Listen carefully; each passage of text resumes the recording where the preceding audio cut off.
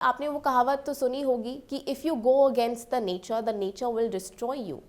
तो यही मेरा सवाल है कि पहाड़ कोई पत्थर की दीवार नहीं, ये जिंदा सिस्टम है और अभी ये सिस्टम गुस्से में नज़र आ रहा है और इसका जीता जागता एग्जाम्पल है और उदाहरण है कोविड-19।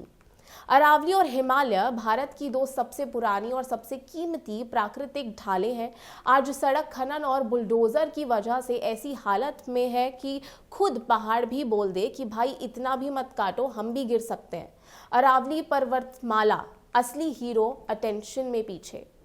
ये आप देखिए अरावली करती क्या है, ये सवाल है, क्योंकि बहुत लोगों को पता भी नहीं है और जो न्यू जनरेशन है उसको जानने की ज़रूरत है कि ये बायोफिजिकल लाइफ लाइन है। राजस्थान, हरियाणा और दिल्ली एनसीआर के लाखों लोगों का पानी इन्हीं के अंदर बने भूशलाजयों से रिचार्ज होता है। ये धूल सोखने वाली ग्रीन वॉल है जो थार रेगिस्तान को दिल्ली की तरफ भागने से रोकती है, गर्मी कम करती है, हवा को फिल्टर करती है। बायोडाइवर्सिटी हाईवे की अगर बात करें तो अरावली के जंगल सरिस्का से रणथंभौर को जोड़ती है, यानी तेंदुआ, लकड़बग्गा जैसे जानवर उसी नेचर कॉरिडोर से आते जाते हैं। अगर आप ये ढलाने काट देंगे तो समझो प्रकृति का नेटवर्क ही डाउन हो जाएगा, उड़ जाएगा। अब सवाल यहाँ पर ये उठता है कि बाउंड्री लाइन बदलने से पहाड़ की हड्डियां थोड़ी कम हो जाएगी या बदल जाएगी, ये भी सवाल है।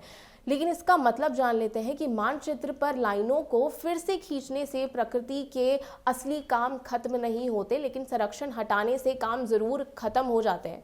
अब चलते हैं उत्तराखंड की ओर, जहां मुद्दा सड़कों का नहीं सोच का है। वहां की बात कर लेते हैं कि हर्षिल घाटी यानी कि भारत की सबसे संवेदनशील और खूबसूरत जगहों में से एक।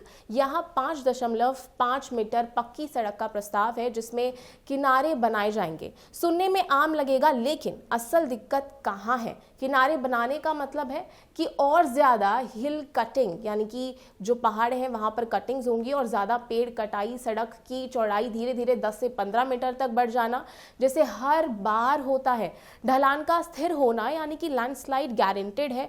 पहाड़ की बॉडी को जिम में शेप नहीं दी जा रही है, काटने से वो मजबूत नहीं होता, कमजोर होता है। ये समझने की बहुत ज्यादा जरूरत है। और इसके अंदर से सस्टेनेबल डेवलपमेंट कहाँ गई, ये भी एक बड़ा सवाल है कि where is the sustainable development gone.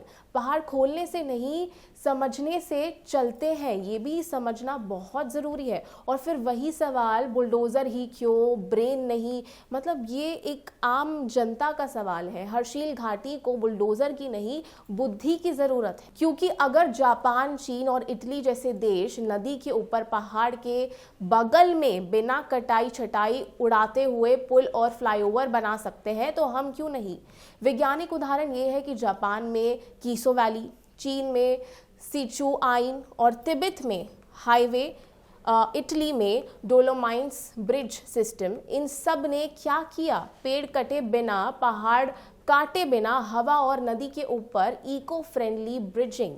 फिर पूछना बनता है कि उच्च न्यायालय में याचिका डाली जाए या इंजीनियरिंग को पाठ पढ़ाना चाहिए, क्योंकि उत्तराखंड में 6500 देवदार के पेड़ काटने की अनुमति दी गई है ना, और जबकि पुल बनाना संभव है, सुरक्षित और सस्ता रास्ता है ये।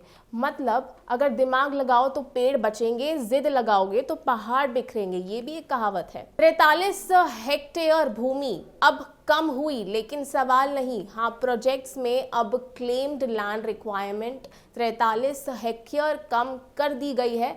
अच्छी बात है, लेकिन जनाब सवाल वही है, क्या इतना सब काटना जरूरी था? क्या शुरू से सही प्लान बनता तो गलती ही नहीं होती?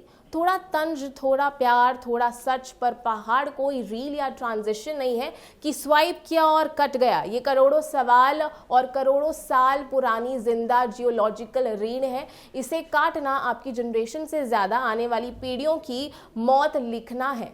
इसी के साथ मैं छाया गनौलिया और आप देख रहे हैं इंडिया न्यूज।